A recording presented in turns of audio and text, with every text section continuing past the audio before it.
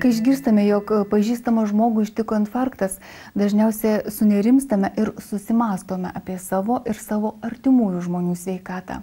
Širdį savaime suprantama.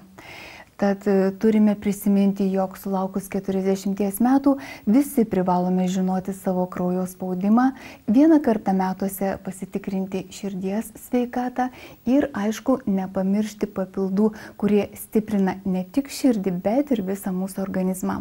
Vienus iš tokių šiandieną kaip tik jums ir pristatysime. Per minutę žmogaus širdis plaka 70 kartų, vadinasi, tiek kartų jis susitraukia į arterijas įstumdama deguonimi prisotinto, ryškiai raudono kraujo porcijas. Širdis bene svarbiausias mūsų organas, varinėjantis kraują iki pat smulkiausių odoje įsidėsčiusių kapiliarų ir atgal. Bet koks širdies veiklos sutrikimas gresia rimta problema, dažnai net mirtimi. Todėl būtina gyventi taip, jog šį organą kuo mažiau vargintume. Širdis dirba be perstojo, todėl be abejo labai reikėtų ją pasirūpinti. Širdis yra mūsų variklis. Jisai pumpuoja kraują ir aprūpina visą organizmą deguonimi bei maistingomis medžiagomis.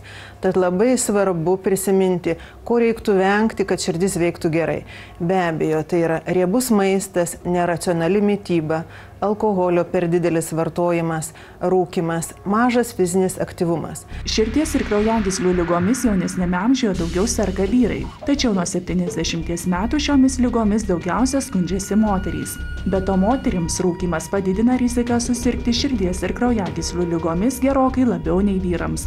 Jeigu paimti bendrą statistiką, tai moterų nuo širdies ir kraujagyslių ligų miršta iki 55%, kai tuo tarpu nuo vėžio apie 16%, o vyrų miršta apie 43% nuo širdies ligų, o tarkim nuo vėžio 19%.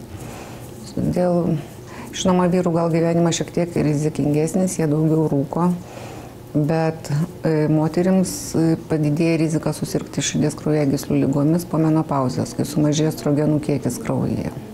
Maisto papildai skiriami kaip papildoma terapija kartu su gydymu ar ligų profilaktikai. Jeigu mityba nesubalansuota, patiriate daug streso, priklausote rizikos sirgti širdies ir kraujagyslių ligomis grupiai, rekomenduojama vartoti maisto papildų.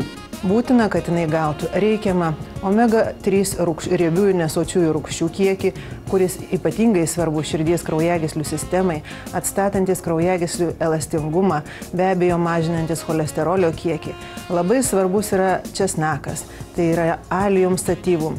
Jau nuo seno žinoma česnako gerosios savybės, tai yra imunomoduliatorius, tai yra antiseptinėmis geromis savybėmis pasižyminti daržovė. Česnakas naudojamas aterosklerozės profilaktikai, hipertonijos gydymui. Jisai didindamas širdies dūžių amplitudę ir mažindamas pulsą, gerina savijautą ir gerina širdies veiklą.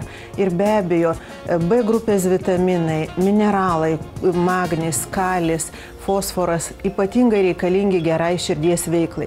Magnis maitina širdies raumenį, kas ypatingai yra svarbu, norint užtikrinti gerą širdies veiklą.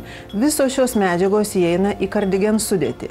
Kardigenas tai naujas preparatas, tai viskas, ko reikia jūsų širdžiai. Kardigen padeda slopinti blogojo cholesterolio sintezę ir padeda palaikyti normalų cholesterolio kiekį kraujyje. Taip pat yra pagalba stiprinant kraujagyslių sieneles ir suteikiant joms elastingumo. Kardigen padeda gerinti širdies medžiagų apykaitą ir padeda apsaugoti širdies audinį. Taip pat padeda reguliuoti kraujo spaudimą bei širdies nervų ir raumenų aktyvumą. Visą sausio mėnesį Kardigen maisto papildams gintarinėje vaistinėje taikoma 40% nuolaida.